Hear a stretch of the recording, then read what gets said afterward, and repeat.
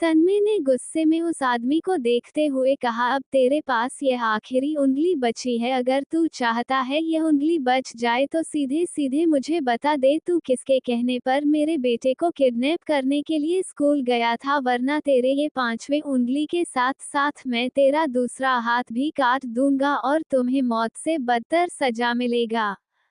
मैं 3 तक गिनती करूंगा, अगर तूने मेरे 3 गिनने तक में सच नहीं बताया तो तेरा मरना तय है।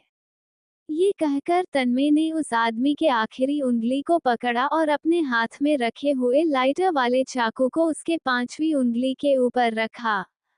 जब आर्यन ने देखा किस तरह वो आदमी नाम नहीं ले रहा तो वह गुस्से में जमीन पर पड़े आदमी को देखकर कहा, लगता है तुझे अपनी जान प्यारी नहीं है, इसीलिए तो उस इंसान की मदद करने के लिए खुद की जान गंवा रहा है। तेरे पास अभी भी मौका है, अगर तू सच बता दिया तो तू यहाँ से बच जाएगा, लेकिन अगर तूने सच नहीं बताया तो तेरी लाश यहाँ पर पड़ी रहेगी। सोच ले, तुझे अपनी जान चाहिए या फिर तेरे परिवार को तेरी लाश भेज दूं। तन्मय और आर्यन की बात सुनकर वह आदमी घबरा गया। वह बार बार अपनी 5वीं भी उंगली को देखे जा रहा था। उस आदमी ने अपने एक हाथ के आखिरी उंगली को देखा, पर तन्मय अपने हाथों में रखे चाकू को उसके 5वीं उंगली के काटने के लिए तैयार रखा था। उस आदमी को मरना नहीं था, ये सोचकर उसने तन्मय से कहा, ठीक है, मैं सारा सच्चाई बता दूंगा। मैं बता दूंगा किसके कहने पर मैं तुम्हारे बेटे को किडनैप करने के लिए गया था। जैसे ही उस आदमी ने ये कहा, तन्मय अपना लाइटर उसकी उंगली के ऊपर से हटाया और खुद खड़े होकर अपने कोट को ठीक किया। एक नज़र उस आदमी को देखा, फिर अपनी कुर्सी पर पैरों के ऊपर पैर रखकर बैठ गया। उसने उस आदमी को देखकर कहा, चल बता, किसके कहने पर तूने ये सब किया। अगर तूने झूठ कहने की हिम्मत की तो तेरे इन बची हुई उंगलियों को मैं एक बार में काट डालूंगा।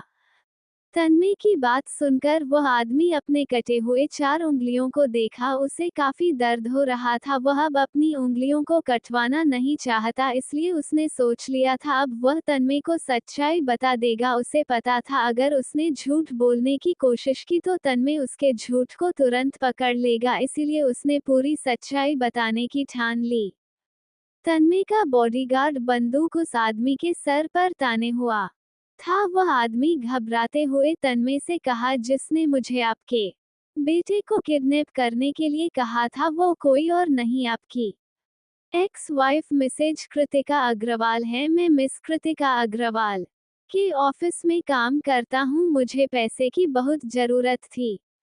उन्होंने मुझे कहा कि अगर मैंने उसका ये काम कर दिया तो वह मेरी किस्मत पलट देगी। वह मुझे इतने पैसे देगी कि मैं अगर 10 साल तक भी कोई काम नहीं करूंगा तो मेरे पैसे खत्म नहीं होंगे। इसीलिए मैंने आपके बेटे को किडनैप करने के लिए स्कूल आया, लेकिन आपके बेटे को किडनैप कर पाता उससे पहले ही आपका ये बॉडीगार्ड मुझे पकड़ लिया। पहले तो मैं सोचा किडनैप ना करके आपके बेटे को वहीं मार दूं, सारा किस्सा ही खत्म हो जाएगा, पर आपके बॉडीगार्ड ने मुझे ये करने का मौका तक नहीं दिया।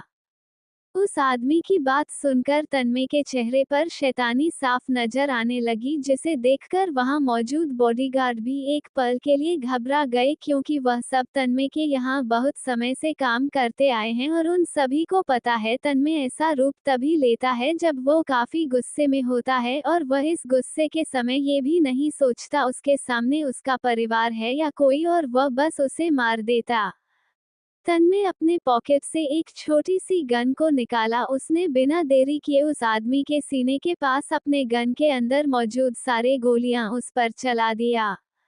जैसे ही तन्मय की गोलियां बंदूक से खत्म हुई वह आदमी वहीं जमीन पर ढेर हो गया। उसकी सांसें रुकी चुकी थी। जब बॉडीगार्ड ने ये देखा तो कुछ बॉडीगार्ड वहां आकर उस आदमी की लाश उठाकर वहां से चले गए। आर्यन तन्मय के गुस्से को देखकर उसके पास आकर कहा, मुझे लगता है अब तुम्हें उस औरत को करारा जवाब देना पड़ेगा। वह औरत रेहान को पाने के लिए बहुत हद पार कर रही है। अब तुम्हें ही ऐसा कुछ करना पड़ेगा जिससे वो औरत तुम्हारे बेटे के करीब ना पाए। अब तक तो उस औरत को ये पता चल चुका होगा कि तुमने शादी कर ली है, और वह ये न्यूज़ जानने के बाद पूरी तरह से बौखला चुकी होगी, क्योंकि अब तुम्हारे पास मौका है रेहान की कस्टडी लेने के लिए। आर्यन की बात सुनकर तन्मय अपनी कुर्सी से उठा और अपने गन को वापस से पॉकेट के अंदर रखते हुए कहा, उस औरत ने अपनी तरफ से बहुत कोशिश कर ली लेकिन कामयाब नहीं हो पाई। तुमने सही कहा, वो औरत इस समय पूरी तरह से बौखला रही होगी क्योंकि उसका प्लान समय समय पर फेल जो हो रहा है। उसे क्या लगता है तन्मय आहूजा की नजरों से बच पाएगी? सबसे बड़ा झटका तो उसे कल मिलेगा जिसे देखने के बाद वो आहूजा मेंशन जरूर आएगी। फिर उसे मैं बताऊंगा मैं क्या कर सकता हूँ। तन्मय की बात सुनकर आर्यन की आंखें छोटी हो गई। उसने तन्मय को घूरते हुए कहा, ऐसा क्या करने वाले हो तुम? क्या उस आदमी ने तुम्हारा काम किया जिस आदमी को तुमने कुछ करने के लिए कहा था? क्योंकि अभी तक तो मुझे कोई न्यूज़ नहीं दिखी।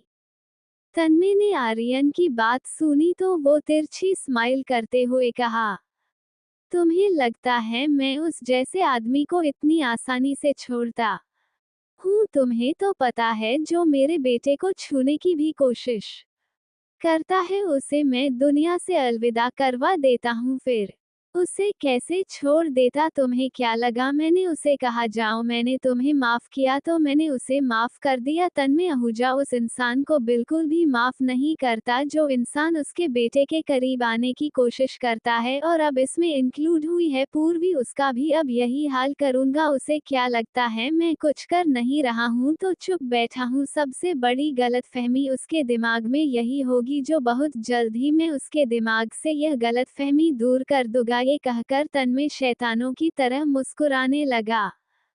तन्मय की बात सुनकर आर्यन को पूर्वी के लिए काफी बुरा लगने लगा। वो कभी कभी सोचता है पूर्वी सच में कहीं तन्मय की एक्स वाइफ की भेजी हुई लड़की तो नहीं है, पर पूर्वी से जब मिलता है तब उसे लगता है पूर्वी ऐसी लड़की बिल्कुल भी नहीं है। पर वो कुछ भी नहीं कर सकता, उसके हाथ में कुछ भी नहीं है। अगर उसने कुछ करने की कोशिश भी की तो तन्मय उसे छोड़ेगा नहीं। यही सोचने पर वो पूर्वी की मदद नहीं कर सकता। वह चाहकर भी पूर्वी को ये सब बता भी नहीं सकता।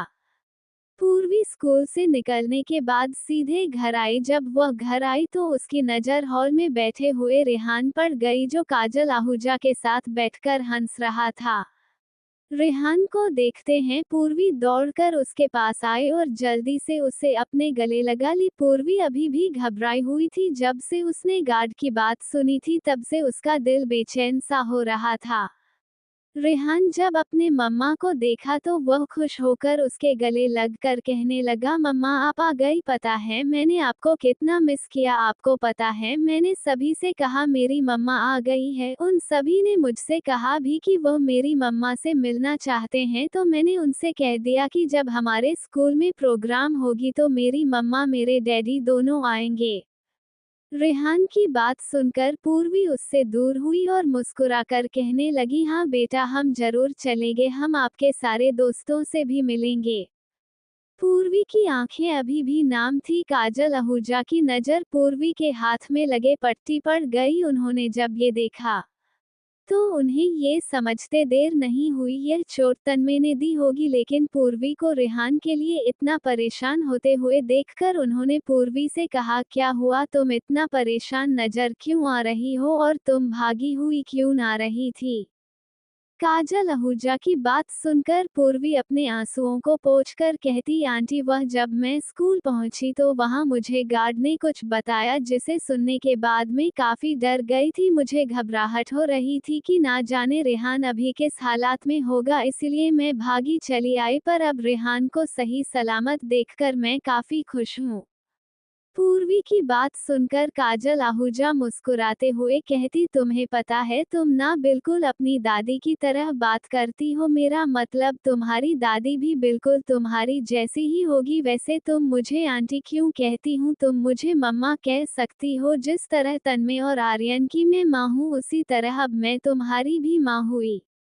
काजल आहूजा की बात सुनकर पूर्वी की आंखें फिर से नम हो गई, क्योंकि इस घर में आने के बाद पहली बार कोई ऐसा मिला जो उससे अच्छे से बात कर रहा है, वरना सारे घर वाले उससे सिर्फ मुंह फेरे हुए हैं। वो मुस्कुराते हुए काजल आहूजा से कहने लगी, सॉरी मॉम, मैं आपको आंटी इसलिए कह रही थी कि मुझे डर था कहीं मैं आपको मॉम कहूंगी तो आपको अच्छा ना लगे।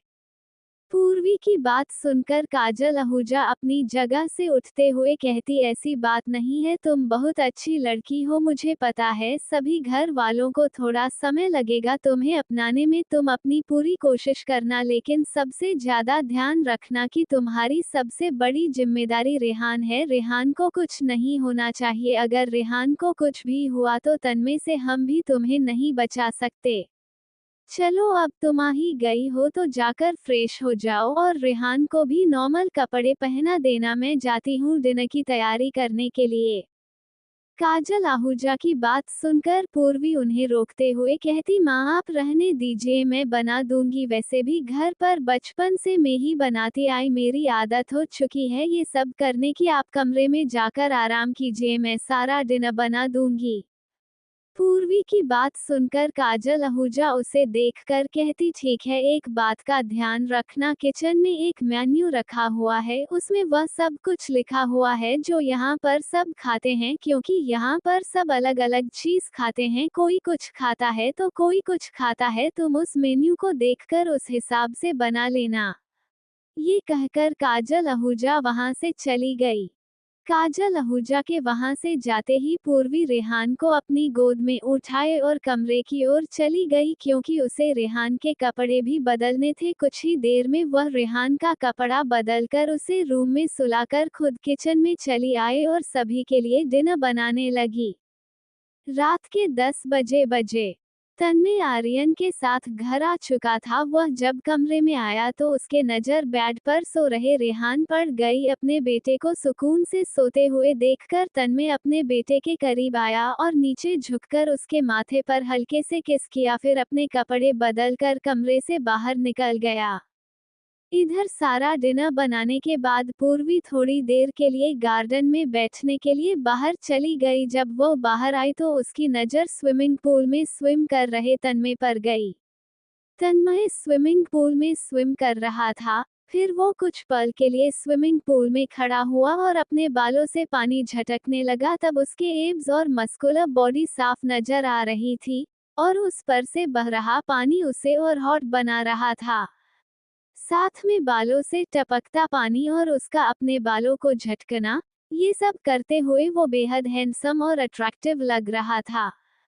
पूर्वी पहले तो वहां से जा ही रही थी, लेकिन जैसे ही उसकी नजर तन्मय के मस्त कलर बॉडी पर गई तो उसके सांस 2 पल के लिए थम गई। लेकिन वह जल्द ही अपनी नजर तन्मय से हटाकर दूसरी तरफ कर ली।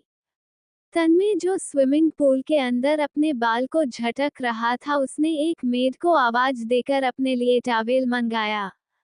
जब पूर्वी तन्मय की आवाज सुनी तो उसकी निगाहें चारों तरफ चली गई, क्योंकि वहां पर कोई भी मौजूद नहीं था। ये सोचकर पूर्वी सोच में पड़ गई कि तन्मय टॉवेल किससे मंगवा रहा है, क्योंकि वहां तो कोई भी मौजूद नहीं है। ये सोचकर वह स्विमिंग चेयर पर रखे टॉवेल को उठाए और तन्मय को देने के लिए चली गई।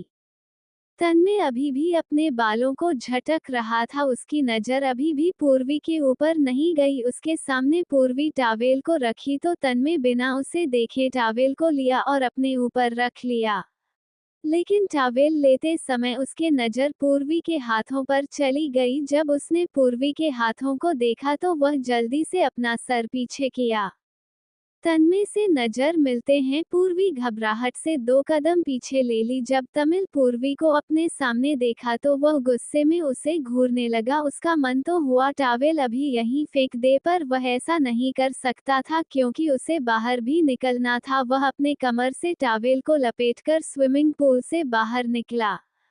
स्विमिंग पूल से बाहर निकलते ही तन्मय ने गुस्से से पूर्वी का एक हाथ पकड़कर उसे दबाते हुए कहा, मैंने तुम्हें कितनी बार कहा है मेरे सामने मत दिख जाना, लेकिन तुम लगता है मेरी बातों को इग्नोर करने की हिम्मत रखती हो। ये कहते हैं उसकी नज़र पूर्वी के हाथों में पहने ब्रेसलेट पड़ती। उस ब्रेसलेट पर पूर्वी के मॉम डैड का नाम लिखा हुआ था। तन्मय को याद था शादी वाले दिन भी पूर्वी यह ब्रेसलेट पहनी हुई थी। इनफैक्ट आज जब वो पूर्वी का हाथ कॉफी में डलवाया था तभी उसकी नज़र पूर्वी के ब्रेसलेट पर गई थी। यह सोचकर उससे समझ आ गया कि यह पूर्वी का सबसे इम्पोर्टेंट चीज है जो शायद वह अपने से दूर करना नहीं चाहती हूँ।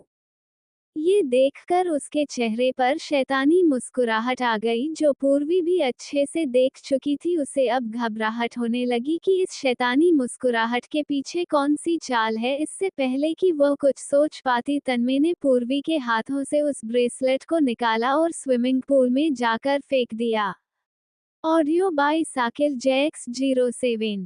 तन्मय ने जैसे ही पूर्वी के हाथों का ब्रेसलेट स्विमिंग पूल में फेंका, तब पूर्व खुद भी एक पल के लिए दंग रह गई। उसने बिना सोचे समझे जल्दी से स्विमिंग पूल में छलांग लगा दी और वह अपने ब्रेसलेट को ढूंढने लगी। वह ये तक भूल गई थी कि उसे तैरना नहीं आता। वह स्विमिंग पूल में जैसे ही गई, तब वह बाहर निकलने के लिए छटपटाने लगी। तन्मय ने जब पूर्वी को स्विमिंग पूल में कूदते हुए देखा, तो उसके चेहरे पर शैतानी मुस्कुराहट आ गई और उसने मुस्कुराते हुए गुस्से में पूर्वी से कहा, लगता है किसी तुम्हारी सबसे बड़ी कमजोरी तुम्हारा ये ब्रेसलेट ही था। मुझे तो ये ब्रेसलेट स्विमिंग पूल में फेंकने की जगह किसी बड़े से खाई में फेंक देनी चाहिए। फिर तुम स्विमिंग पूल में कूदने की जगह उस खाई में कूदती और मैं तब जाकर चैन की सांस लेता। ये कहकर तन्मय वहां से जाने के लिए पलट गया। पूर्वी अभी भी पानी में छटपटा रही थी। उसे समझ नहीं आ रहा था कि वह कैसे बाहर निकले। उसे ब्रेसलेट भी ढूंढनी थी। जब तक वो ब्रेसलेट नहीं ढूंढ लेती, वह स्विमिंग पूल से बाहर नहीं निकलेगी, भले ही उसकी वहां जान ही क्यों नहीं चली जाए। वह ब्रेसलेट उसके लिए बहुत कीमती है, क्योंकि उसके डैड ने बहुत मेहनत करके उसके लिए यह ब्रेसलेट बनवाया था।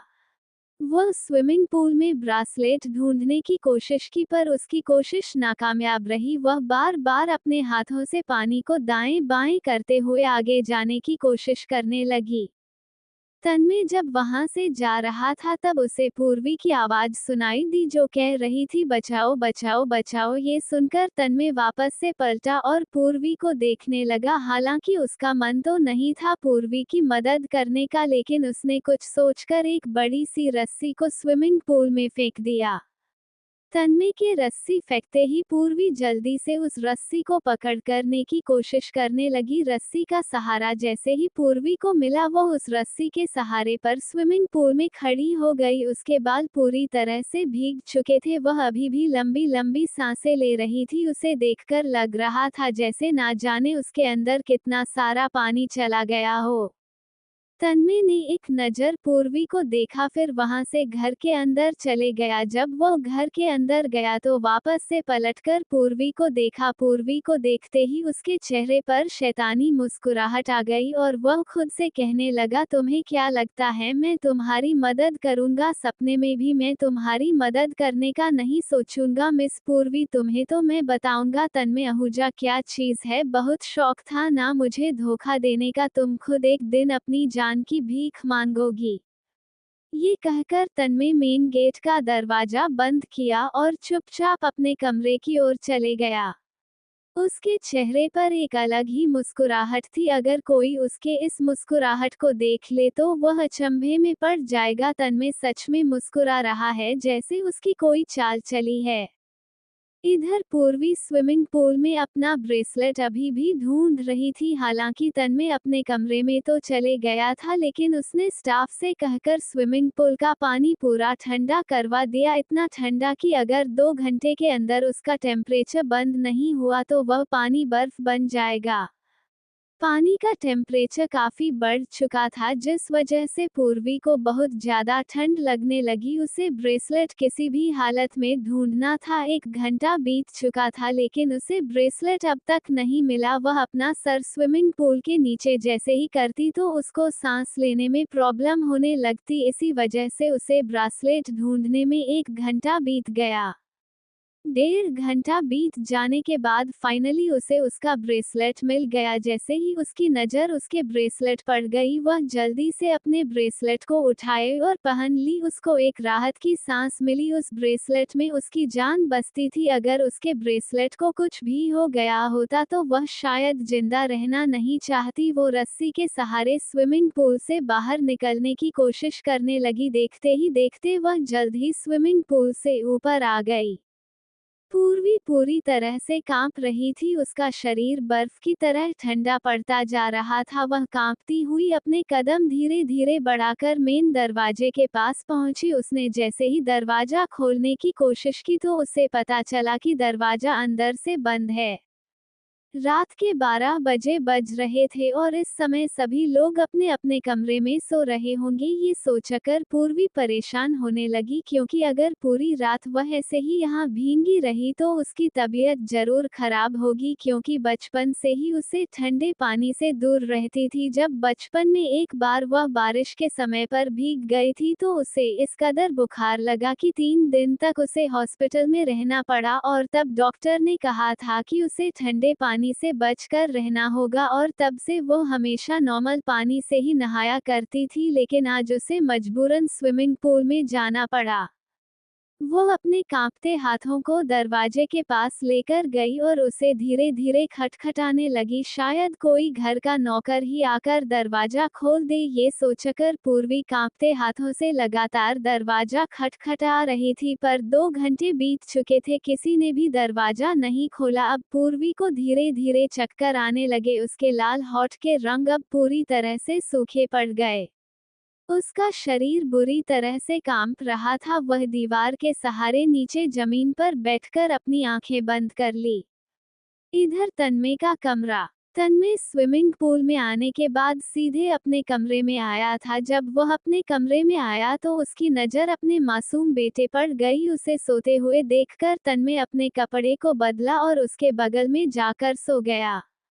रेहान का चेहरा तन्मय की तरफ था। ये देखकर तन्मय ने अपने हाथों को उसके सर पर रखा और सहलाते हुए कहने लगा, तुम फिक्र मत करो, मैं उस लड़की को जल्द ही तुम्हारी जिंदगी से निकाल दूंगा। मैं तुम्हें उससे भी अच्छी मम्मा लाकर दूंगा, लेकिन वो लड़की तुम्हारी मम्मा कभी नहीं बन सकती। तुम्हें नहीं पता है वह लड़की कितनी गिरी हुई है। ये कहकर तन्मय ने भी अपनी आंखें बंद कर ली। सुबह के 4 बजे पूर्वी अभी भी पूरी तरह से सोई हुई नहीं थी, क्योंकि बाहर रहने की वजह से उसे बार बार ठंड लग रही थी, जिस कारण उसे नींद भी नहीं आई। सुबह के 4 बजे बज चुके थे और अब तक घर के सारे नौकर उठ गए होंगे। ये सोचकर पूर्वी वहां से उठी और एक कोने में जाकर खड़ी हो गई, क्योंकि अगर वह वहां पर खड़ी रहती तो कोई नौकर या कोई घरवाला उसे इस हालत में जरूर देख लेता और ना जाने क्या ही समझ लेता।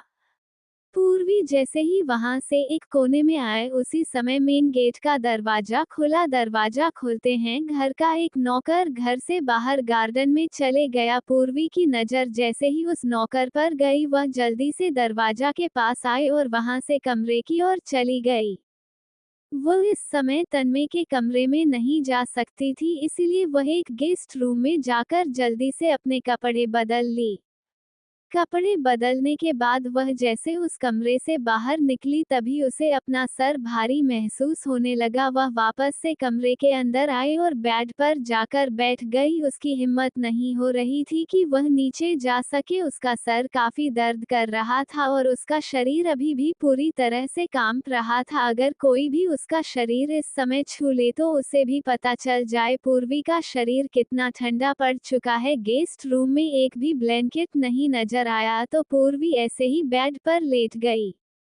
2 घंटे बीत चुके थे और पूर्वी अभी भी गेस्ट रूम में सोई हुई थी। अब तक सभी घरवाले उठकर अपना अपना रोज का काम करने लगे।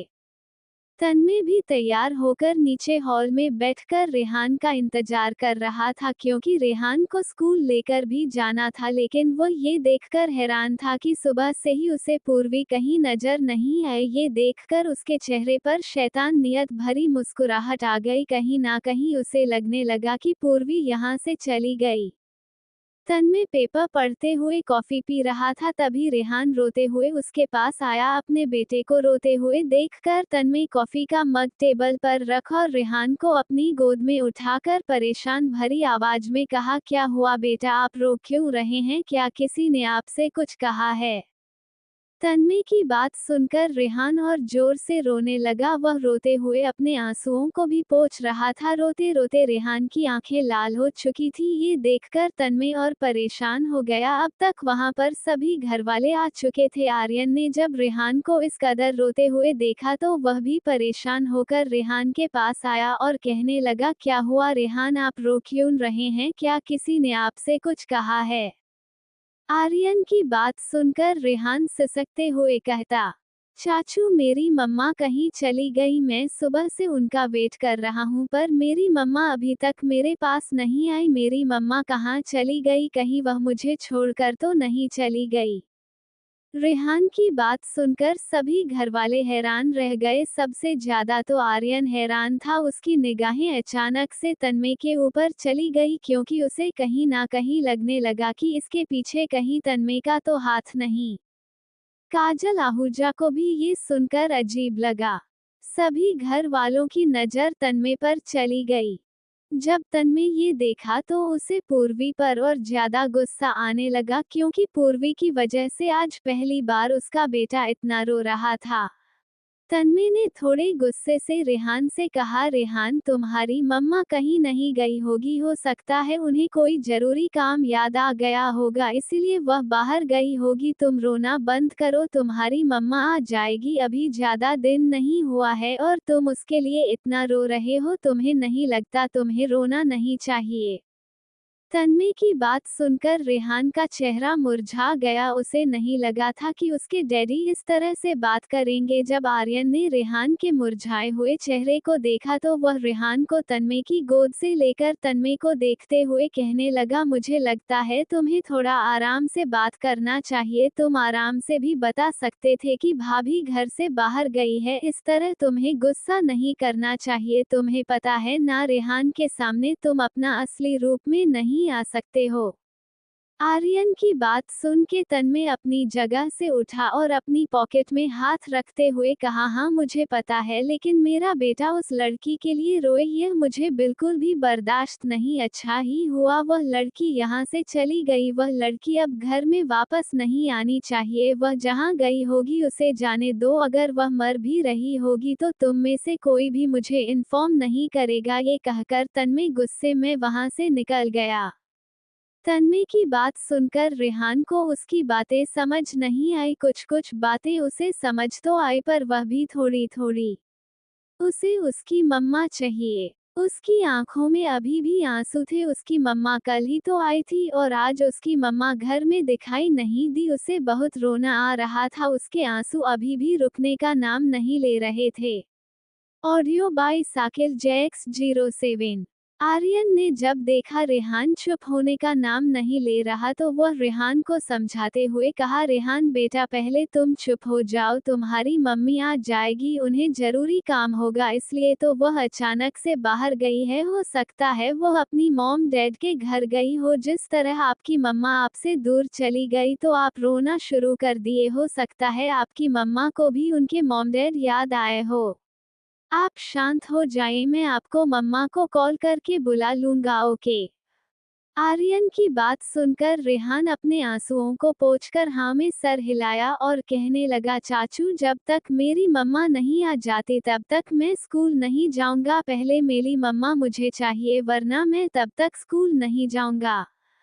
रेहान की बात सुनकर आर्यन ने तुलसी आहूजा को देखा, जिसे देखने के बाद तुलसी आहूजा अपने आप के गुस्से को शांत करती, जो थोड़ी देर पहले के तमाशा होने की वजह से उनका गुस्सा बढ़ गया था। अपने गुस्से को शांत करने के बाद वह रेहान को पास आए और कहने लगी, अगर आपको स्कूल नहीं जाना है तो कोई बात नहीं, आप यहीं पर रहकर अपनी मम्मा का इंतजार कीजिए।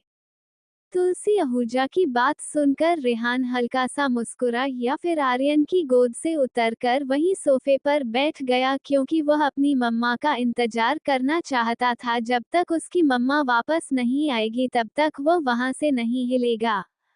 रेहान को वहीं बैठे हुए देखकर तुलसी आहूजा आर्यन को अपने साथ लेकर रेहान से थोड़ी दूर आए और उसे देखते हुए कहने लगी, कल तक ये लड़की इसी घर में थी, आज अचानक वह लड़की कहाँ चली गई? अब हम रेहान को क्या जवाब देंगे? मुझे पता है तन्मय को इससे कोई फर्क नहीं पड़ेगा क्योंकि वह पहले से ही चाहता था कि वह लड़की इस घर से चली जाए। इनफैक्ट हम सभी चाहते हैं वह लड़की घर से चली जाए, पर इस समय रेहान को उस लड़की की जरूरत है। ऐसे में वह लड़की अगर घर नहीं आई तो हमारे लिए मुश्किल बढ़ सकती है। तुलसी आहूजा की बात सुनकर रेहान ने कंफ्यूज होकर कहा, दादी मुझे लगा आपने उसे घर से निकाला होगा या फिर तन्मय, पर यहाँ तो कुछ और ही नजर आ रहा है। क्या पूर्वी भाभी घर छोड़कर चली गई है? जब तुलसी आहूजा ने आर्यन की बात सुनी तो वह उसे घूरते हुए कहती, मुझे लगता है तुम्हें पता करने की जरूरत है इस समय पूर्वी कहाँ है। वो लड़की जहाँ कहीं भी हो उसे कहो जल्दी से घर आए, क्योंकि मैं नहीं चाहती हूँ रेहान ऐसे ही पूरे दिन रोता रहे, नहीं तो उसकी तबीयत पर भी असर होगा। तन्मय को मैं अच्छे से जानती हूँ, वह कुछ भी हो जाए उस लड़की को घर के अंदर आने नहीं देगा, लेकिन मुझे वह लड़की इस समय यहीं पर चाहिए। रेहान को रोते हुए नहीं देख सकती हूँ। जब आर्यन ने तुलसी आहूजा की बात सुनी तो उसने हाँ में सर हिलाया, फिर वहां से निकल गया क्योंकि उसे भी समझ नहीं आया अचानक पूर्वी कहाँ चली गई। रेहान वहीं बैठकर अपनी मम्मा का इंतजार करता रहा। 3 घंटे बीत चुके थे पर पूर्वी भी अब तक घर नहीं आए। ये देखकर रेहान के आंसू वापस से आने लगे। वो अपनी जगह से उठकर अपने कमरे की ओर जाने लगा क्योंकि उसे तन्मय को कॉल करके पूर्वी के बारे में पूछना था। जब वह अपने कमरे की ओर जा रहा था तभी उसे एक खुले कमरे के पास कुछ नजर आया, जिस वजह से वह अपने कमरे की ओर ना जाकर नीचे गेस्ट रूम की तरफ बढ़ गया। जब वो उस गेस्ट रूम के दरवाजे के पास आया तो उसकी नज़र फर्श पर गिरे हुए पायल पर गई। पायल को देखते ही रेहान की आंखें चमक उठी क्योंकि वह पायल किसी और की नहीं बल्कि पूर्वी की थी। पूर्वी जब से शादी करके घर आई थी तब से वो पायल वो पहनी रहती थी और रेहान उस पायल को बहुत अच्छे से पहचानता था। उसने ही अपनी मम्मा के लिए यह पायल पसंद की थी। वह पायल को देख ही रहा था कि तभी उसकी नज़र बेड पर सो रही पूर्वी पर गई।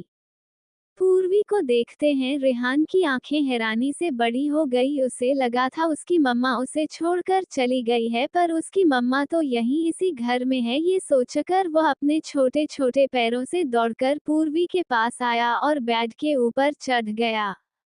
उसने सोती हुई पूर्वी को देखा, फिर अपने नन्हे हाथों से उसके सर पर हाथ रखा। उसने जैसे ही पूर्वी के सर पर हाथ रखा तब अचानक उसे पूर्वी का सर काफी ठंडा महसूस हुआ। उसने जल्दी से अपने हाथ को पीछे किया और पूर्वी को उठाने की कोशिश करने लगा, लेकिन काफी कोशिश करने के बाद भी पूर्वी नहीं उठी। ये देखकर उसके आंखों से आंसू आने लगे। वह रोते हुए पूर्वी को उठाने लगा, लेकिन पूर्व उठने का नाम नहीं ले रही थी। ये देखकर उसे अब पूर्वी के लिए डर लगने लगा। वह पूर्वी को उठा ही रहा था कि उसकी नज़र टेबल पर रखे लैंडलाइन फोन पर गई। उसने जल्दी से उस फोन को लेकर तन्मय को कॉल किया। उसको अपने पापा का नंबर पूरी तरह से याद था, इसलिए उसे जल्दी से तन्मय को कॉल किया। इधर दूसरी तरफ तन्मय अपने केबिन में बैठकर पूर्वी के बारे में ही सोच रहा था। कहीं ना कहीं उसे लगा कि पूर्वी इतनी आसानी से घर छोड़कर तो नहीं जाएगी, लेकिन उसे पूर्वी घर में कहीं नजर भी नहीं आए और अब तक तो 3-4 घंटे भी बीत गए। ऐसे में अगर पूर्वी घर में होती तो किसी ना किसी को जरूर पता चलता और उसे इन्फॉर्म मिल जाता। आर्यन भी वहां खड़े होकर तन्मय को ही देखे जा रहा था। कहीं ना कहीं उसे शक था कि इन सब के पीछे तन्मय का ही हाथ है, क्योंकि वैसे भी वो पूर्वी को अपने रास्ते से हटाना चाहता था। उसने अपनी आंखें छोटी की और तन्मय को देखते हुए कहा, मुझे ऐसा क्यों लग रहा है इन सब के पीछे तुम्हारा हाथ है? कहीं तुमने ही तो नहीं पूर्वी भाभी को घर से निकलवा दिया, या फिर कहीं तुमने पूर्वी भाभी को किडनैप तो नहीं कर लिया?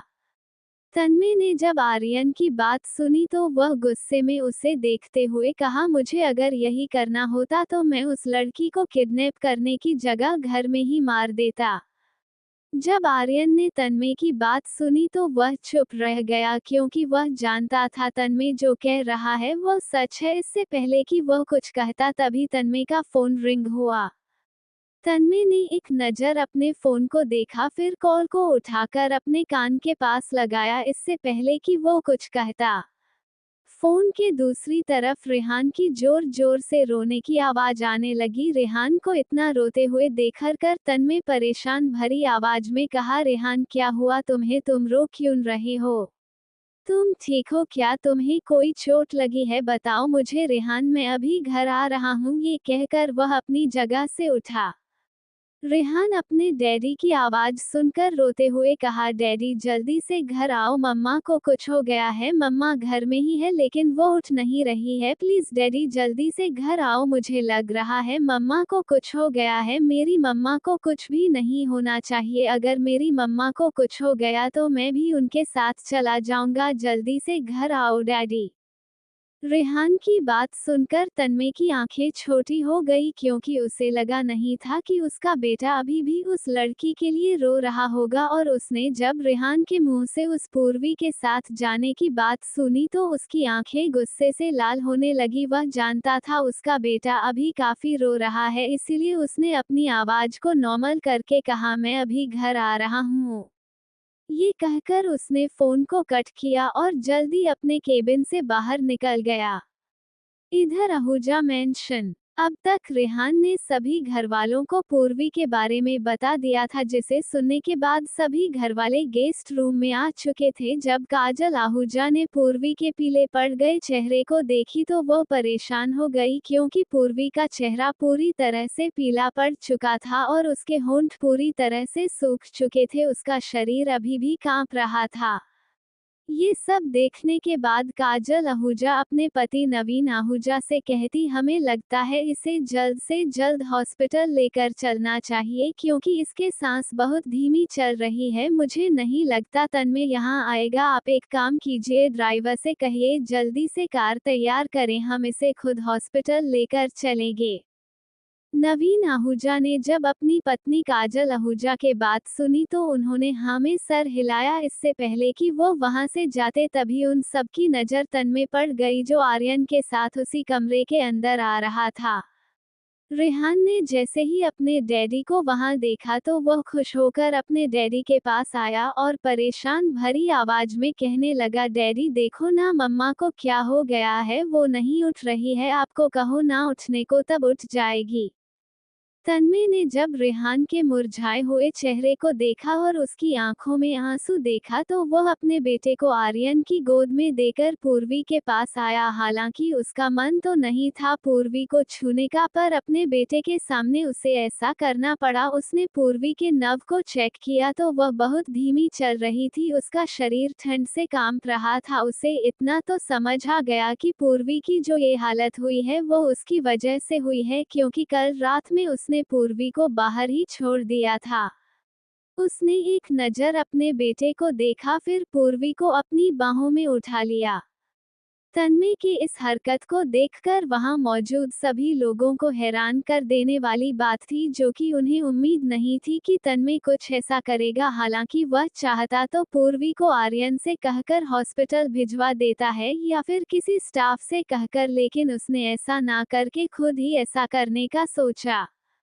देव आहूजा और काजल आहूजा ये देखकर खुश थी, लेकिन तुलसी आहूजा ये देखकर काफी गुस्से में थी। वह तन्मय और पूर्वी को साथ देखकर बिल्कुल भी खुश नहीं हुई। हालांकि पूर्वी की हालत बहुत गंभीर थी, इसलिए उन्होंने कुछ ना कहने का ही ठीक समझा। तन्मय पूर्वी को लेकर हॉस्पिटल के लिए निकल गया।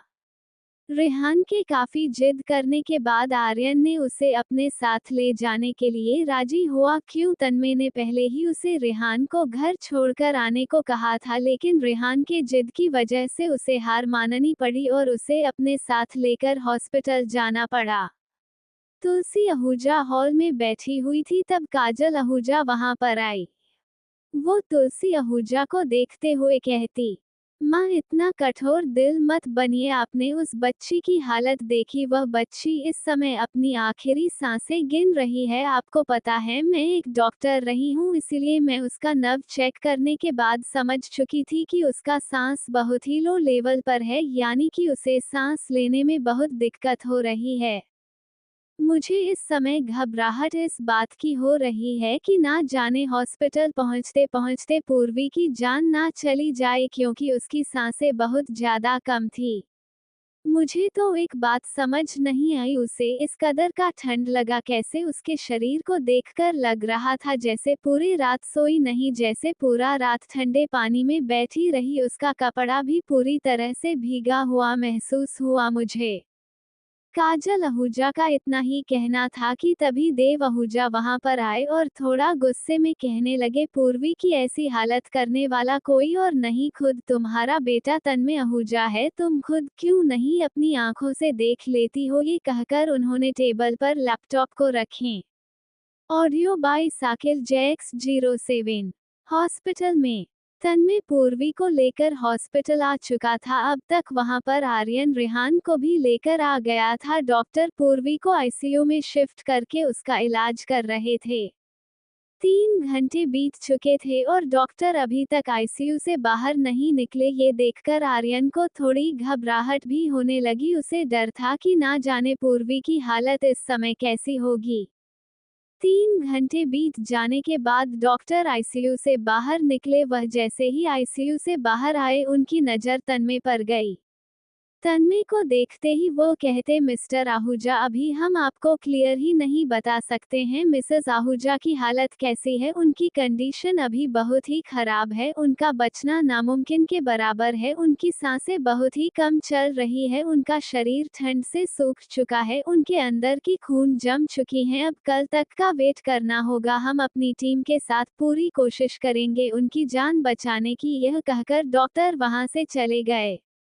डॉक्टर को वहां से जाते हुए देखकर तन्मय आर्यन को देखकर कहा, ये लड़की इतनी कमजोर निकलेगी, मुझे पता नहीं था। अगर मुझे पता होता तो मैं इसे ठंडे पानी की जगह गर्म पानी में फेंक देता। कम से कम इतना बड़ा झमेला तो मुझे झेलना पड़ता। पता नहीं ये मुसीबत मेरे गले से कब जाएगी, भगवान करे ये सुबह उठे ही ना।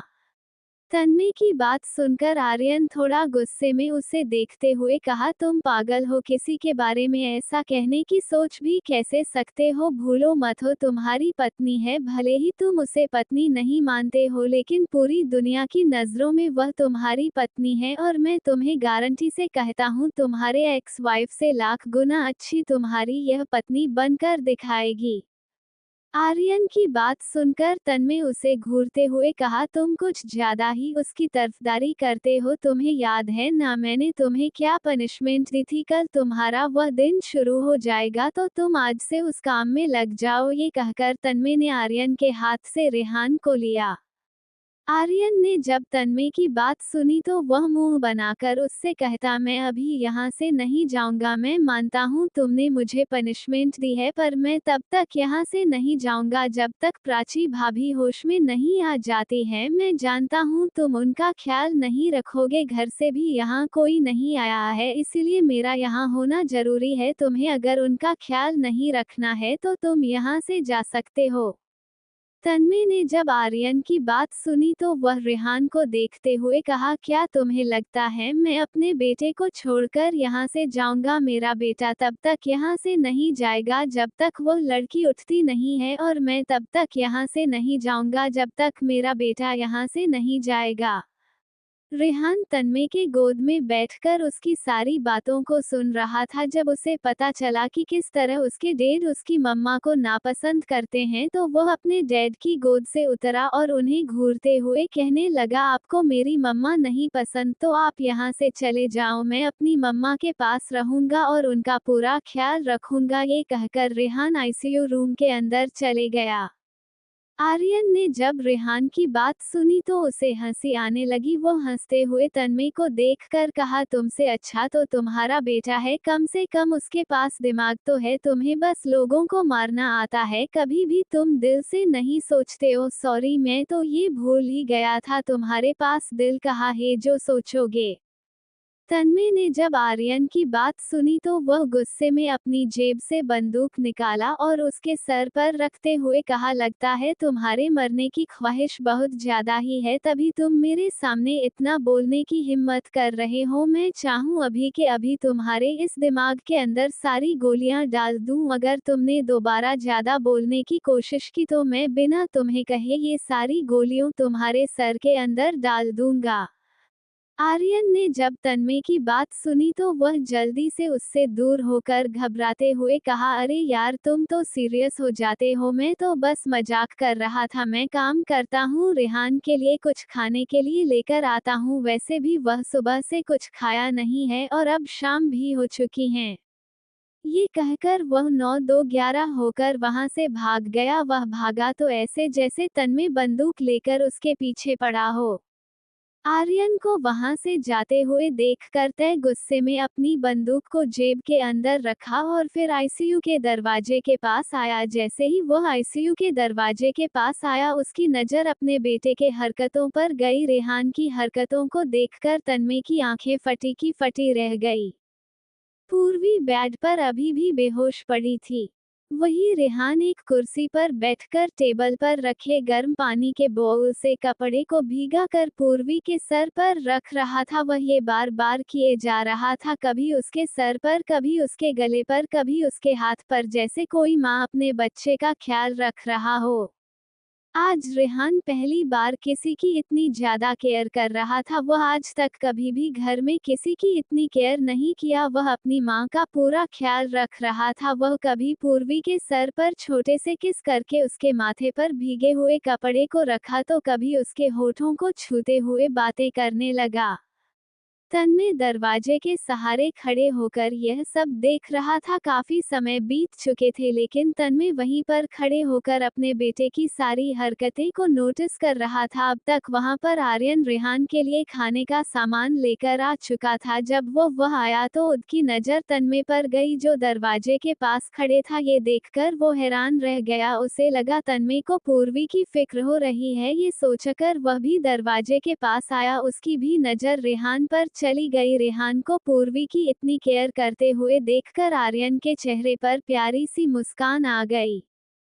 आर्यन तन्मय को देखते हुए कहा, आज पहली बार मैं रेहान के इस रूप को देख रहा हूँ। वह सच में पूर्वी भाभी से बहुत प्यार करता है। उसको उसकी मम्मा मिल चुकी है, वह अपनी माँ की पूरी केयर कर रहा है। तुम्हें पता है, मैं हमेशा सोचता था कि ना जाने रेहान की नई मम्मा आएगी तो कैसी होगी, लेकिन पूर्वी के आने के बाद मैं अपनी ये परेशानी सोचना बंद कर दिया। तन्मय ने जब आर्यन की बात सुनी तो वह तिरछी नजरों से उसे घूरा। वो के दरवाजे से दूर होकर उसे घूरते हुए कहने लगा, जब तुम्हें भी पता है वो लड़की किस तरह की लड़की है तो फिर तुम अपने सर के ऊपर से परेशानी कैसे हटा सकते हो। तुम भूल रहे हो वह लड़की ड्रग्स यूज करती है, इसका मतलब वह लड़की ना जाने कितने इल्लीगल काम करती होगी। आर्यन ने तन्मय की बात सुनी तो वह मुंह बनाकर कहा, मुझे लगता है तुम्हारा दिमाग पूरी तरह से पागल हो चुका है। हमेशा दूसरों को देखा तुम्हें नेगेटिव वाइब्स है आती है। इधर आईसीयू के कमरे। रेहान गरम पट्टी पूर्वी के सर पर रखते हुए उसका हाथ पकड़कर कहा, मम्मा आप जल्दी उठ जाओ ना, देखो रेहान अभी तक भूखा है, उसने अभी तक कुछ भी नहीं खाया। मेरी मम्मा उठेगी तभी रेहान भी खाएगा। मम्मा उठो ना, मुझे भूख लगी है, मुझे आपके हाथों से खाना खाना है। मेरी प्यारी मम्मा उठो ना। वह ऐसे ही मासूमियत से पूर्वी को उठाए जा रहा था। उसकी आंखें भी नम थी, लेकिन तब भी वह अपने कोशिश बंद नहीं किया।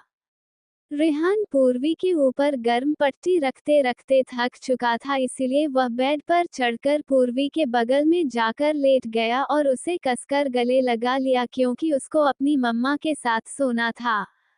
तन्मय बाहर से ये सब देख चुका था। जब वो देखा उसका बेटा वही सो चुका है तो वह आईसीयू के अंदर जाने लगा। आईसीयू के अंदर आकर वह रेहान को पूर्वी से दूर करके अपनी गोद में उठाने की कोशिश करने लगा, लेकिन रेहान पूर्वी को इस कदर गले लगाकर सो रहा था कि जैसे कोई चीज किसी चीज से चिपकी हुई हो। रेहान पूर्वी को काफी कसकर गले लगाया हुआ था और वह अपना हाथ पूर्वी के कंधे से हटा ही नहीं रहा था। जब तन्मय ये देखा तो वह हार मानकर रेहान को वहीं छोड़कर आईसीयू से बाहर निकल गया। आर्यन ने जब तन्मय को खाली हाथ आते हुए देखा तो वो उसके पास आकर कहा, अंदर तो गए थे अपने बेटे को लाने, लेकिन आ रहे हो खाली हाथ क्यों? तुम्हारे बेटे ने आने से मना कर दिया। मैं तो पहले ही कह रहा था वह नहीं आएगा, लेकिन तुम हो कि मेरी सुनते ही नहीं हो हर समय। अब तुम्हारी थोड़ी ना चलेगी। देखो आज कैसे तुम्हारे बेटे को भी पता चल गया तुम उसकी मम्मा को पसंद नहीं करते हो। अगर ऐसे ही उसे और भी कुछ पता चलेगा तो आगे चलकर तुझसे नफरत करने लगेगा। आर्यन की बकबक सुनकर तन्मय गुस्से में उसे देखकर कहा, उस लड़की ने अगर कभी भी मेरे बेटे को मेरे खिलाफ भड़काने की कोशिश की तो मैं उस लड़की को छोड़ूंगा नहीं। अभी मैं उस लड़की को जिंदा छोड़ रहा हूँ क्योंकि मेरे बेटे को उसे लगाव हो गया है। मैं अपने बेटे की नजरों में उस लड़की को इस कदर गिराऊंगा कि मेरा बेटा है उस लड़की को खुद से दूर करेगा। आर्यन ने जब तन्मय की बात सुनी तो वह मुंह बनाकर उसे देखने लगा। तन्मय एक नजर उसे देखा कि तभी उसका फोन रिंग हुआ। उसने फोन को जेब से निकाला और कान में लगाया। फोन के दूसरी तरफ से एक आदमी ने तन्मय से कुछ कहा, जिसे सुनने के तन्मय के चेहरे पर शैतानी मुस्कुराहट आ गई और वह मुस्कुराते हुए उस आदमी से कहा, ग्रेट, अब कल देखते हैं क्या होता है। ये कहकर उसने फोन को कट किया। आर्यन ने जब तन्मय के बदलते एक्सप्रेशन को देखा तो वह कंफ्यूज होकर उससे कहा, क्या कोई गुड न्यूज़ है? मुझे भी बताओ, ऐसी कौन सी बात है जिसे सुनने के बाद तुम जैसे शैतान के ऊपर इतनी प्यारी सी स्माइल आ गई। तन्मय ने जब आर्यन की बात सुनी तो उसकी आंखें छोटी हो गई। उसने बिना उसे देखे हुए वहां से जाते हुए कहा, कल तुम्हें खुद पता चल जाएगा। मैं अभी घर जा रहा हूं, तुम कल रेहान को लेकर घर चले आना, लेकिन एक बात याद रहे, मेरे बेटे पर से तुम्हारी नजर नहीं हटनी चाहिए। मैं नहीं चाहता हूं मेरे बेटे को कुछ भी हो। अगर मेरे बेटे को कुछ भी हुआ तो मैं सबसे पहले तुम्हें रास्ते से हटाऊंगा। ये कहकर तन्मय वहां से चले गया। तन्मय की बात सुनने के बाद रेहान मुंह बनाकर वही बेंच पर बैठकर खुद से कहने लगा, यह इंसान हमेशा मुझे धमका आता ही रहता है। पता नहीं वह दिन कब आएगा जिस दिन इसकी लबों पर प्यार की बरसात बरसेगी। मुझे तो पूर्वी भाभी के लिए बुरा लग रहा है। इसे तो हमेशा पूर्वी भाभी गलत ही नजर आ रही है। ये कहकर वह वहीं बैठकर कुछ सोचने लगा।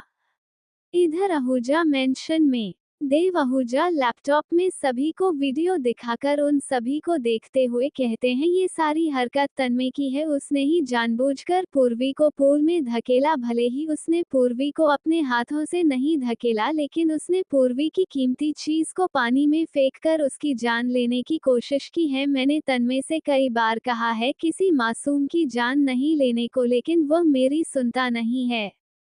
देव आहूजा की बात सुनकर तुलसी आहूजा अपनी जगह से उठी और उन्हें गुस्से में देखकर कहने लगी, आपको नहीं लगता आप अपने पोते से ज्यादा उस लड़की की तरफदारी कर रहे हैं? मेरे पोते ने जो किया है वो सब सही किया है। उस लड़की को यही सजा मिलनी चाहिए। उसने गलती की है तो उसकी सजा उसे जरूर मिलेगी। आहूजा फैमिली को इतना बड़ा धोखा देने की उसने हिम्मत की है। मेरा पोता इतनी आसानी से उसे कैसे छोड़ देता? उसने जो किया है सही किया है। मैं तो चाहती हूँ वह लड़की इस घर में वापस कभी ना आए। ये कहकर तुलसी आहूजा गुस्से में अपने कमरे में चली गई। Audio by Sakil JX07। सुबह के 7 बजे रेहान अभी भी पूर्वी को पकड़ के सो रहा था। पूर्वी से आंखें अब धीरे धीरे खुलने लगी थी। रात में रेहान ने उसकी काफी केयर जो की थी। रेहान के इतने केयर करने के बाद आधी रात को ही पूर्वी का तबीयत धीरे धीरे ठीक होने लगा था। पूर्वी जब अपनी आंखें खोली तो उसकी नजर सबसे पहले अपने बगल में सो रहे हैं छोटे से रेहान पर गई। रेहान किसी बिल्ली के बच्चे की तरह पूर्वी को पकड़ के सो रहा था। रेहान के मासूम चेहरे को देखते ही पूर्वी के चेहरे पर प्यारी सी मुस्कान आ गई। उसे रेहान को अपने इतने करीब देखकर काफी सुकून मिल रहा था। वह अपने कल की सारी चीजें भूल चुकी थी। वह ये भूल गई थी कि कल उसके साथ कितना बड़ा हादसा हुआ था। वह मरते मरते बची थी। वो रेहान को अपने से थोड़ा दूर करके बेड से उठकर बैठ गई थी। उसके हाथ अभी भी रेहान के सर को सहला रहे थे। रेहान भी बड़े सुकून से पूर्वी का हाथ पकड़ के सो रहा था। आर्यन तन्मय के कहने पर हॉस्पिटल में रुका हुआ था ताकि वह सुबह सवेरे ही पूर्वी को और रेहान को अपने साथ लेकर जा सके। हालांकि डॉक्टर ने कहा था पूर्वी को भी 2-3 दिन तक हॉस्पिटल में ही रहने को, लेकिन तन्मय अपने बेटे को वहां 2-3 दिन तक नहीं छोड़ सकता था। इसलिए डॉक्टर से बात करने के बाद उसने पूर्वी के इलाज को घर से ही करवाने का फैसला लिया। डॉक्टर तन्मय की बात मानकर ऐसा ही करने का सोचते। आर्यन दरवाजे से ही देख चुका था पूर्वी उठ गई है, इसलिए वो उस कमरे में आया और पूर्वी को देखकर कहने लगा, गुड मॉर्निंग भाभी, अब कैसा फील कर रही हैं? आई होप अब आप बिल्कुल ठीक होगी, क्योंकि पूरी रात आपके इन नन्हे बेटे ने आपका पूरा ख्याल रखा।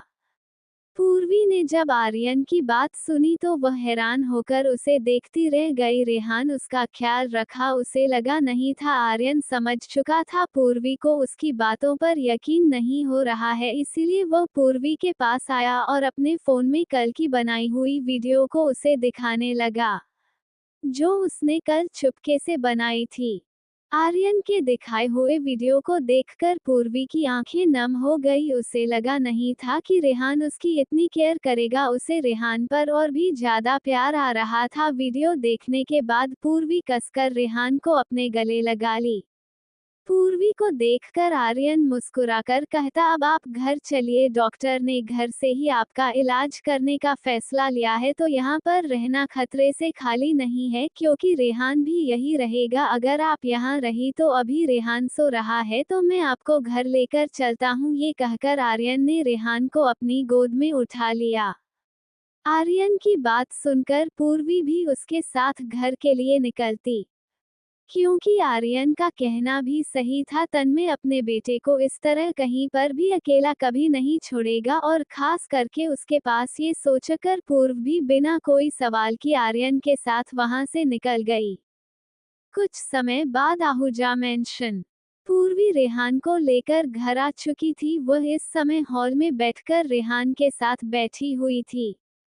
तुलसी आहूजा इस समय गार्डन में बैठकर अपने पति देव आहूजा से पूर्वी के बारे में कुछ बात कर रही थी। देव आहूजा अपनी पत्नी की बात सुनकर थोड़ा गुस्से में उससे कहते, देखो तुम ये जान लो, तन्मय की शादी पूर्वी से हो चुकी है। जब तक उन दोनों के तलाक नहीं होता तुम दोनों को अलग करने के बारे में नहीं सोचोगी, और ना ही तुम तन्मय को पूर्वी के खिलाफ भड़काओगी।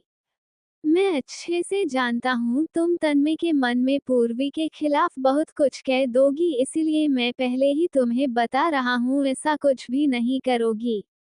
अपने पति की बात सुनकर तुलसी आहूजा नाराजगी दिखाते हुए उनसे कहती, मुझे नहीं पता आपको उस लड़की से इतना लगाव क्यों हो गया है, लेकिन मैं कभी भी उस लड़की को इस घर की बहू नहीं अपनाऊंगी। मुझे पता है आप मेरे फैसले से सहमत नहीं है, लेकिन आप भी यह बात याद रखिएगा, चाहे कुछ भी हो जाए, मैं उस पूर्वी को तन्मय की जिंदगी में आने नहीं दूंगी। मैं जल्द से जल्द उन दोनों का तलाक करवाऊंगी। ये कहकर तुलसी आहूजा वहां से उठी और घर के अंदर चली गई। तुलसी आहूजा जैसे ही घर के अंदर आए, उनकी नजर दरवाजे के पास खड़े एक लड़की पर गई। उस लड़की को देखते ही तुलसी आहूजा की आंखें गुस्से से लाल होने लगी। उन्होंने गुस्से में दरवाजे की तरफ देखते हुए कहा, कृतिका, तुम्हारी हिम्मत कैसे हुई मेरे घर में आने की? यह कोई और नहीं तन्मय की एक्स वाइफ कृतिका अग्रवाल थी। जब कृतिका तुलसी आहूजा की बात सुनी तो वह घर के अंदर आते हुए मुस्कुरा कर कहती, ओ दादी जी, यह आपका घर तो नहीं है। जहां तक मुझे पता है यह मेरे एक्स हस्बैंड का घर है। मेरा इतना तो हक बनता ही है इस घर में आने का। यह मत भूलिए यहाँ पर मेरा बेटा भी रहता है, और आज मैं उसी को लेने के लिए यहाँ आई हूँ। तुलसी आहूजा जैसे ही कृतिका की बात सुनी तो उनकी आंखें गुस्से से लाल हो गई। वो कृतिका को देखते हुए कहने लगी, तुम्हारी हिम्मत कैसे हुई इस घर में आने की, और तुम्हें किसने कहा कि तुम रेहान को अपने साथ लेकर जा सकती हो? कृतिका अग्रवाल जब तुलसी आहूजा की बात सुनी तो वह हॉल के अंदर आकर सीधे पूर्वी के सामने खड़ी हो गई। कृतिका एक नज़र पूर्वी को ऊपर से नीचे तक देखी। पूर्वी अभी भी चुपचाप वहीं बैठी हुई थी जब वो कृतिका के मुंह से रेहान को ले जाने की बात सुनी तो वो कसकर रेहान का हाथ पकड़ ली। वह रेहान का हाथ इस कदर पकड़ी हुई थी जैसे कोई रेहान को उसे छीन कर लेकर जाएगा। कृतिका पूर्वी को इग्नोर करके रेहान के पास आई और उसका एक हाथ पकड़कर उसे वहां से ले जाने लगी, लेकिन पूरी रेहान का हाथ अभी भी पकड़ी हुई थी जिस वजह से रेहान वही का वही पूर्वी के पास में खड़े रहा। पूर्वी कृतिका को रेहान को इस तरह ले जाते हुए देखकर जल्दी से रेहान को अपनी तरफ की और गुस्से में कृतिका से कहने लगी, तुम मेरे बेटे को हाथ लगाने की हिम्मत भी कैसे की? तुम्हारा अब मेरे बेटे पर कोई भी हक नहीं है। अगर तुमने मेरे बेटे को हाथ लगाने की कोशिश भी की तो मैं तुम्हारा वह हाल करूंगा तो तुम जिंदगी में कभी सोची भी नहीं होगी। कृतिका इस समय काफी नॉर्मल लग रही थी, लेकिन जैसे ही वह पूर्वी की बात सुनी तो उसकी आंखें गुस्से से लाल हो गई। गुस्से में पूर्वी को देखी और रेहान की तरफ इशारा करते हुए कहने लगी, ये तुम भी बहुत अच्छे से जानती हो रेहान मेरा बेटा है, मैंने 9 महीने अपने पेट में उसे रखा है। तुम तो अभी आई हुई उसकी दूसरी माँ को यानी कि उसकी सौतेली माँ हो, तो फिर किस हक से मेरे बेटे को तुम अपना बेटा कह रही हो? कृतिका की बात सुन के पूर्वी गुस्से में उसे देखती रह गई। हाँ, ये सच था कि उसे आए हुए अभी ज्यादा दिन नहीं हुए है, लेकिन रेहान के साथ उसका रिश्ता माँ से भी बढ़कर था। वो रेहान को भले ही कुछ दिनों से जानती है, लेकिन कुछ ही दिनों में ही उसका रिश्ता एक अटूट रिश्ता बन चुका था। वह इस तरह से ही किसी को भी रेहान को ले जाने तो बिल्कुल भी नहीं दे सकती थी। वो गुस्से में कृतिका को देखी और कहने लगी, तुम्हारे लिए कहना मामूली बात है, 9 महीने पेट में रखा, लेकिन तुम रेहान को पैदा करने के बावजूद भी उसकी माँ नहीं कहलाई, क्योंकि तुम्हारे अंदर एक माँ कहलाने की कोई भी गुण मौजूद नहीं है। तुम अगर सच में माँ कहलाने के लायक भी होती तो तुम इस तरह रेहान को पैदा होते ही छोड़कर नहीं जाती। कृतिका जब पूर्वी की बात सुनी तो वह पूर्वी सामने आई और उसे उंगली दिखाते हुए कहने लगी, तुम जानती नहीं हो तुम किसके सामने बात करने की हिम्मत कर रही हो? भूलो मत, रेहान मेरा अपना बेटा है और वह तुम्हारा सौतेला बेटा है। मैं चाहूँ तो अभी रेहान को अपने साथ लेकर चली जाऊँ। मैं इतने दिनों से रेहान को अपने साथ ले जाने की कोशिश कर रही थी, लेकिन मैं अपने प्लान में हमेशा नाकामयाब रही, क्योंकि तन्मय आहूजा मेरे हर प्लान को फ्लॉप करता रहा। कल जो उसने मेरे साथ किया वह देखने के बाद मैं चुप तो रहती नहीं, इसलिए आज खुद मैं यहाँ अपने बेटे को लेने आई हूँ। ये कहकर वह रेहान को अपनी गोद में ले ली। पूर्वी कृतिका की बात सुन के और उसके गोद में रेहान को देखकर घबरा गई। उसे कुछ पल के लिए लगने लगा जैसे रेहान उससे दूर जाने वाला है। रेहान के दूर जाने के ख्याल से ही पूर्वी घबराने लगी। उसे रेहान से दूर नहीं जाना था, क्योंकि रेहान ही एक ऐसा है इस घर में जो उसकी इतनी केयर करता है। उसको रेहान के साथ रहने पर ही एक अलग सुकून मिलता है। वह कृतिका के पास आए और रेहान को अपनी गोद में ले ली। पूर्वी इस समय काफी गुस्से में थी, जिस वजह से वह रेहान को अपनी गोद में लेते ही कृतिका को दूर धक्का दे दी। अभी तक वहां पर और भी लोग आ चुके थे। पहले तो वहां पर तुलसी आहूजा ही मौजूद थी, लेकिन इतना तमाशा जब शुरू होने लगा तो वहां पर काजल आहूजा, देव आहूजा और बाकी घर वाले भी आ चुके थे। जब सभी घर वालों की नजर कृतिका पर गई तो सबकी आंखें गुस्से से लाल हो गई, क्योंकि कृतिका को देखते ही सभी घर वालों को गुस्सा आने लगता था। इस समय तन्मय और आर्यन घर पर नहीं था, लेकिन उन दोनों को कृतिका के आहूजा मेंशन आने की खबर मिल चुकी थी, जिस वजह से वह दोनों बहुत पहले ही घर के लिए वहां से निकल चुके थे। पूर्वी के धक्का देने की वजह से कृतिका का गुस्सा और बढ़ गया। वह गुस्से में पूर्वी के पास आए और उसके बाल को पकड़कर कहने लगी, तुम्हारी हिम्मत कैसे हुई कृतिका अग्रवाल को धक्का देने की? तुम्हारा मैं वह हाल करूंगा जो तुम सोच भी नहीं सकती हो। रेहान इस समय काफी घबराया हुआ था। वो पूर्वी की गोद में ही खुद को सेफ महसूस किया। जिस समय वो कृतिका की गोद में गया था तब काफी घबरा गया था, लेकिन जैसे ही पूर्वी उसे अपनी गोद में ली वो खुद को सेफ फील किया। लेकिन जब उसने देखा कि कृतिका आंटी उसकी मम्मा को हट कर रही है तो वो गुस्से में कृतिका से कहा, दूर हटो मेरी मम्मा को, तुम जानती हो तुमने मेरी मम्मा को परेशान किया, मैं डैडी से कहकर तुम्हें पनिशमेंट दूंगा, छोड़ो मेरी मम्मा को। ये कहकर वो पूर्वी के बालों से कृतिका का हाथ हटाने लगा। जब कृतिका पूर्वी के बालों को पकड़ी थी तब पूर्वी को काफी दर्द महसूस हुआ था, लेकिन वो फिर भी लड़ने के लिए कृतिका की आंखों में देख रही थी। उसके चेहरे पर दर्द की एक भी कतरा नजर नहीं आया। रेहान पूर्वी के लिए लड़ रहा था। ये देखकर कृतिका पूर्वी के बालों से अपना हाथ हटाए और गुस्से में पूर्वी से कहने लगी, मैं अपने बेटे को यहाँ से लेकर ही जाऊंगी, याद रहे रेहान तुम्हारा बेटा नहीं है, वह मेरा बेटा है, मैं उसे जन्म दी हूँ।